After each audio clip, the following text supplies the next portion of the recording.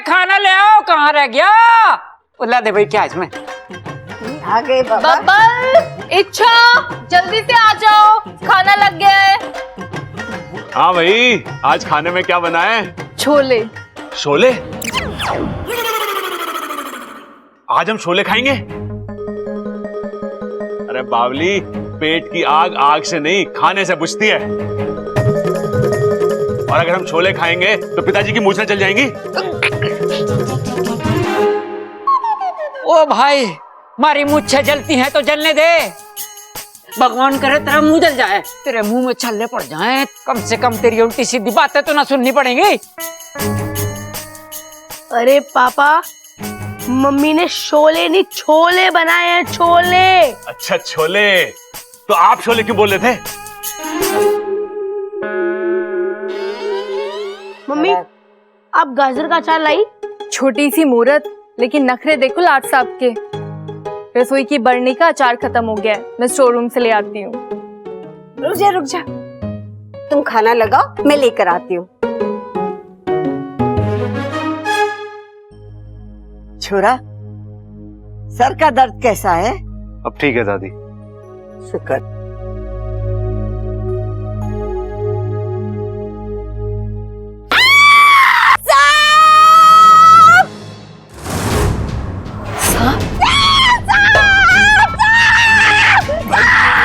सांप? हे भगवान,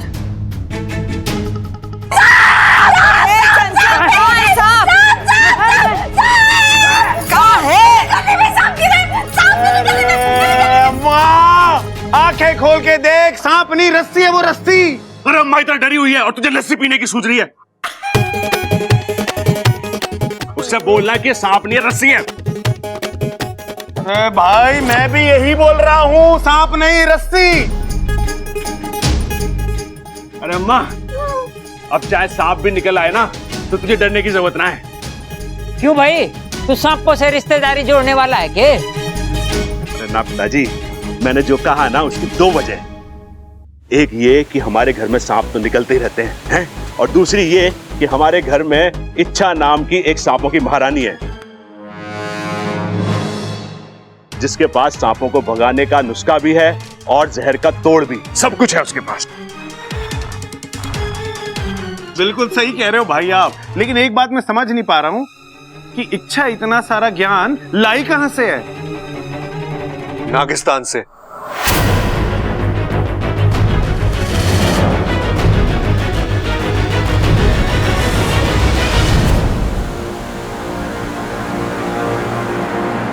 नागिस्तान से? ये कहां है? हाँ? कहां है? क्या पता नहीं। पता नहीं? अभी अभी तो आपने बोला नागिस्तान से। हाँ भाभी, वो मेरे मुंह से निकल गया। पता नहीं क्यों, लेकिन बार बार ये नाम मेरे दिमाग में घूम रहा है। आधी अधूरी नींद का असर है बब्बल जी। आप खाना खाकर आराम कर लीजिए, सारे स्थान अपने आप गायब हो जाएंगे। हाँ हाँ भाई, चलो चलो, बबल को आराम करने दो। चलो आ जाओ, चलो आ जाओ। रस्सी है वो।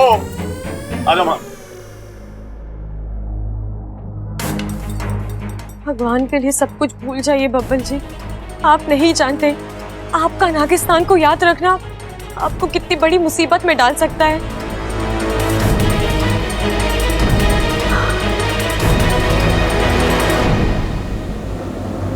मुझे लगता है हमें बब्बल को थोड़ा वक्त देना चाहिए। उससे क्या होगा? यहाँ जो हुआ, बब्बल को वो टुकड़ों टुकड़ों में याद है। हो सकता है कि कुछ ही दिनों में वो सब कुछ भूल जाए। और उल्टा हुआ तो? सुरसुरी।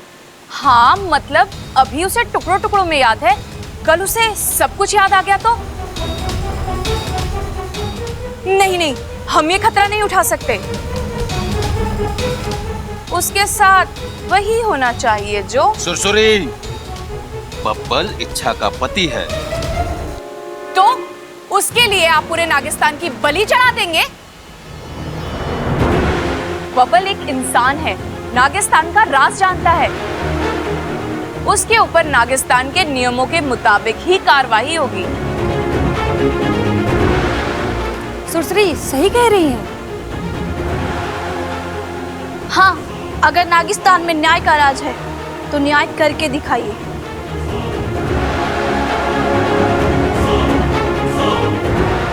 पिताजी, आज बबल नागिस्तान का नाम ले रहा है, कल यहाँ का पता ढूंढ लेगा और परसों यहाँ धमका तो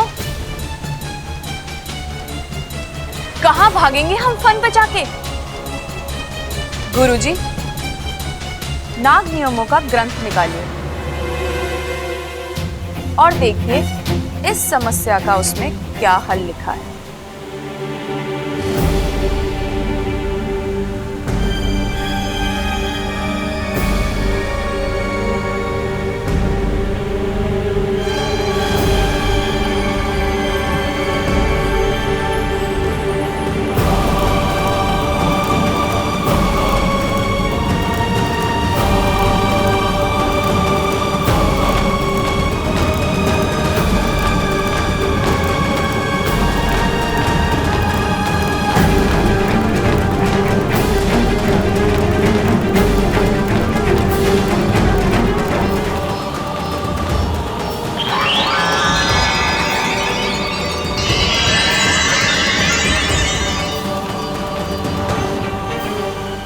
समस्या का हल इस पन्ने पर लिखा है।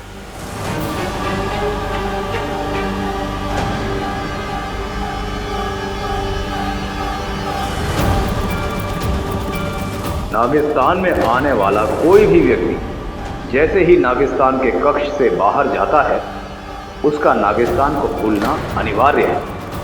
अगर किसी कारणवश उसे नागिस्तान से जुड़ी बात याद आती है तो बिना समय जाया किए उसे मृत्यु दंड की सजा दी जाए।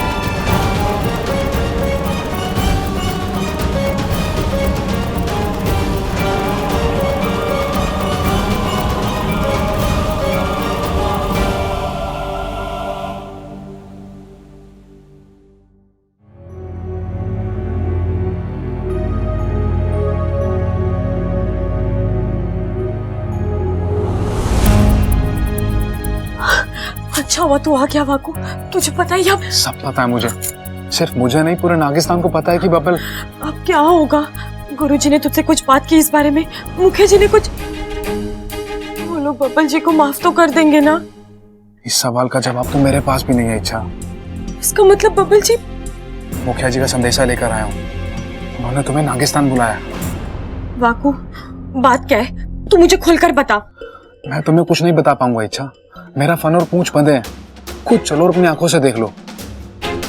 बस एक बात जरूर कहूंगा, आने वाला पल तुम्हारे लिए तुम्हारी जिंदगी का सबसे बड़ा इम्तिहान लेकर आने वाला है।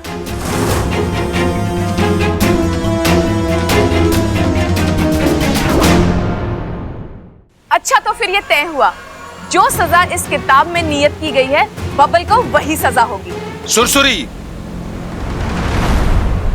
अपनी फुफकार पे लगाम दे। तू भूल रही है मुखिया हम हैं, फैसला हम सुनाएंगे। तो सुनाइए ना, कर दीजिए ऐलान। नागिस्तान के लाखों फन आपका न्याय देखने के लिए आतुर हैं। बबल को सजा दे। कैसी सजा?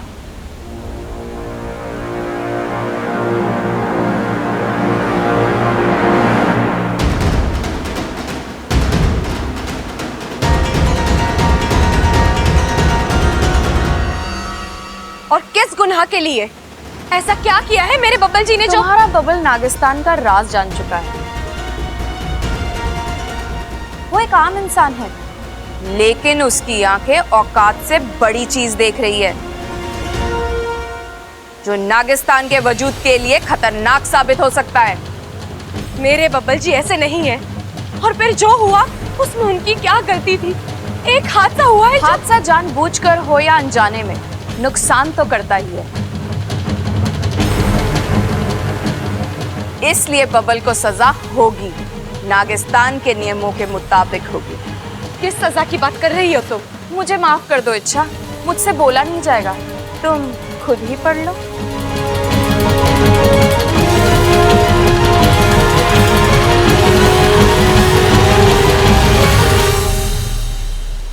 नागिस्तान में आने वाला कोई भी व्यक्ति जैसे ही नागिस्तान की कक्षा से बाहर जाता है, उसका नागिस्तान को भूलना अनिवार्य है। और अगर किसी कारणवश उसे नागिस्तान या उससे जुड़ी बात याद आती है तो बिना वक्त ज़ाया किए उसे मृत्यु दंड दिया जाए।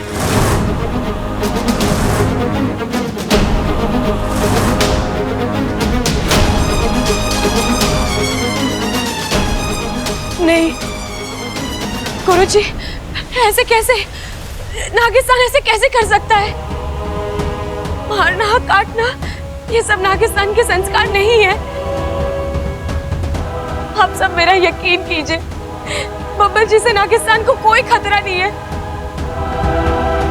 उन्हें तो ठीक से सब कुछ याद भी नहीं है, बस कुछ चीजें टुकड़ों टुकड़ों में। लेकिन मैं उन्हें वो भी भुला दूंगी, मैं वादा करती हूँ आप सबसे।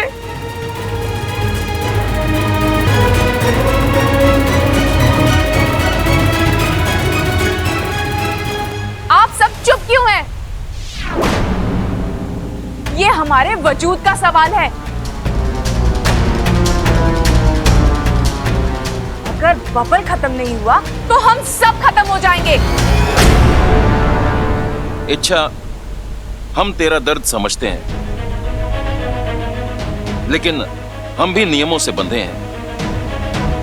आज तक तूने नागिस्तान के लिए बहुत कुछ किया है और नागिस्तान ने भी तेरे लिए अपने नियमों को मोड़ा है, लेकिन अब और नहीं। बब्बल को मरना होगा।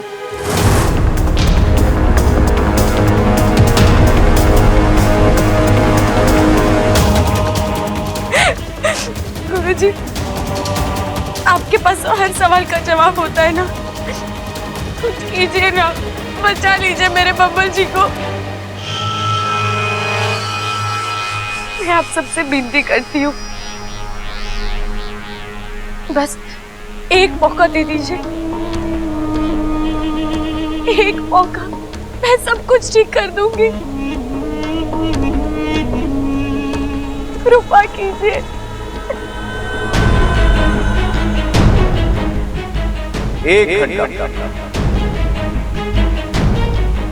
एक घंटे का वक्त मैं देता हूं तुझे। 1 घंटा? क्यों? बब्बल की आत्मा का शुद्धिकरण करते वक्त जो तूफान आया था वो महज एक हादसा था। इसी बात को ध्यान में रखते हुए मैं इच्छा को ये 1 घंटा दे रहा हूं। लेकिन गुरुजी, 1 घंटे में मैं क्या? मैं तेरे लिए बस इतना ही कर सकता हूं।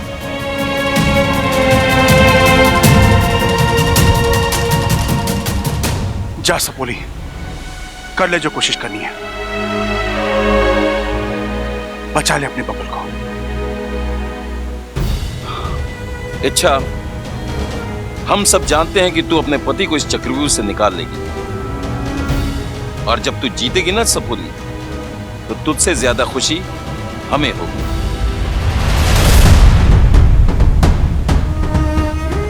लेकिन एक बात का ख्याल रहे, नागौमी देव ना करे, यदि बब्बल इस 1 घंटे में सब कुछ ना भूल पाया तो तुम्हें उसे मारना होगा।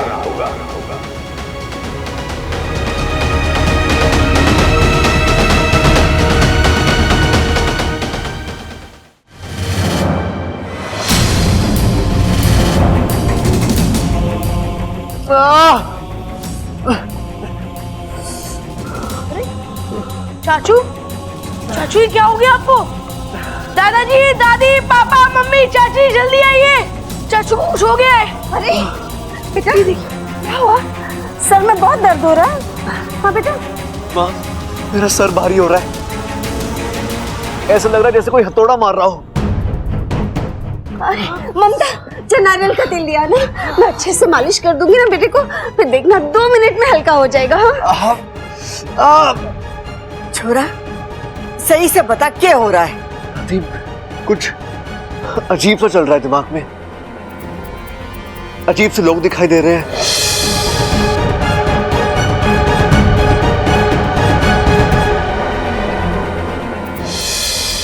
अजीब सी जगह दिखाई दे रही है।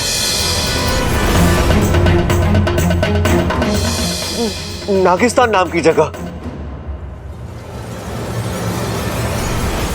मैं खुद भी वहां पर हूं, लेकिन मैं तो कभी ऐसी कोई जगह में गया नहीं हूं दादी। तो फिर दादी को समझ में नहीं आ रहा मुझे ये। अरे सपना देखा होगा छोरे तूने। कभी कभी हम सपनों में ऐसी ऐसी चीजें देख लेवे हैं जिसका हकीकत से कोई लेना देना नहीं होता। नहीं पिताजी, ये कोई सपना नहीं है, सपने से बढ़कर कुछ है। पिताजी मैं इन चीजों को अपने दिमाग से निकाल नहीं पा रहा हूँ। ये दिन भर मेरे साथ चल रही है, पता नहीं है। अरे बब्बल, तू ना भाई सोचता बहुत है, इसीलिए बकवास चीजें तेरे दिमाग को चाट जावे हैं।